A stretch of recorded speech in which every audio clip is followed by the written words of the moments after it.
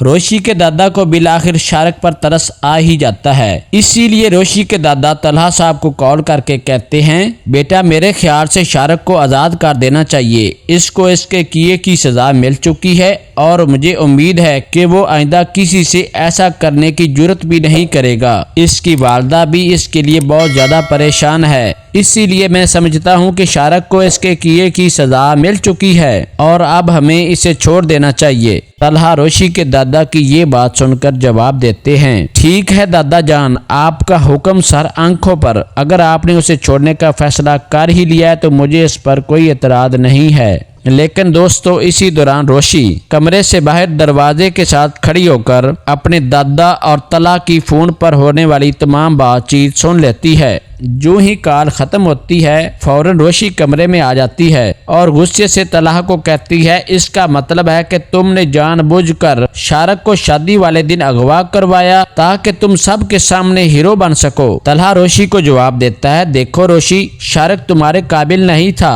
اس نے تمہیں شادی کے لیے مجبور کیا اور میں یہ جان چکا تھا کہ تم محض اس کی بلیک میلنگ کی وجہ سے اس سے شادی کر رہی تھی۔ میں نے تمہارے دادا کو بھی سب کچھ بتا دیا تھا اور ہم نے اسی وجہ سے اسے اغوا کیا تاکہ وہ تمہاری زندگی کو برباد نہ کر سکے۔ لیکن دوستو روشی طلحہ کی کسی بات کو سننے کو تیار نہیں۔ طلحہ اسے دوبارہ سمجھانے کی کوشش کرتا ہے روشی میری بات سنو، مگر غصے سے بھری روشی سخت لہجے میں جواب دیتی ہے مجھے ہاتھ مت لگانا۔ یہ سن کر طلحہ خاموش ہو جاتا ہے کیونکہ وہ جانتا ہے کہ روشی ابھی بہت غصے میں ہے اور اسے سمجھانے میں کچھ وقت لگے گا۔ دوستو اس کے بعد طلحہ روشی کے دادا اور شارک کی ماں کو لے کر شارک کے پاس پہنچ جاتا ہے۔ طلحہ کا دل اب بھی بہت سخت ہوتا ہے، وہ شارک کی طرف دیکھ کر کہتا ہے اگر تم نے عید کے ساتھ جو کچھ کیا وہ میرے اختیار میں ہوتا تو میں تمہیں کبھی بھی اتنی آسانی سے نہ چھوڑتا، میں تمہارے خلاف FIR درج کرواتا اور تمہیں جیل کی سلاخوں کے پیچھے بھیج دیتا۔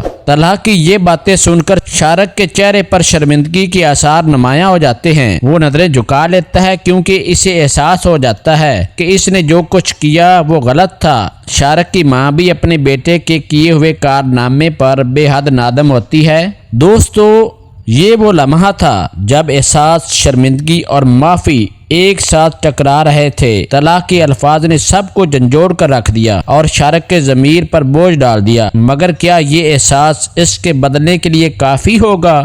اپنی رائے کا اظہار کمنٹ سیکشن میں ضرور دیجیے گا اور اگر آپ کو میری آج کی یہ ویڈیو اچھی لگی ہو تو اسے لائک اور میرے چینل کو سبسکرائب کرنا مت بھولیے گا تاکہ میری ہر آنے والی ویڈیوز آپ کو بر وقت ملتی رہیں۔ اپنا خیال رکھیے گا، ملتے ہیں اگلی ویڈیو میں، تب تک کے لیے اللہ نگہبان۔